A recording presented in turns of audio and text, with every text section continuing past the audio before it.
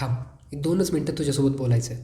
थोडं पर्सनल आहे, पण मला फक्त एका प्रश्नाचं उत्तर पाहिजे. मला खात्री आहे की हा व्हिडिओ तुझ्या मेन अकाउंटच्या फीडमध्ये आला. एक छोटंसं काम आहे.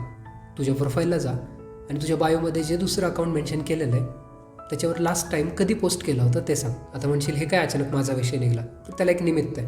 काल आपण 5,000ची मजल मारली आणि या प्रवासात बरेचसे नवीन लोक जोडले गेले. या सगळ्यांमध्ये मी एक गोष्ट नोटीस केली की प्रत्येक तिघामधला एक जण त्याच्या बायोमध्ये एक सेकंड अकाउंट मेन्शन केलेलं आहे. Arts, illustrations, photography, fitness, bakery, mehndi, makeup, कविता, लिखाण, स्पोर्ट्स, म्युझिक. प्रत्येकाची वेगवेगळी आवड आहे.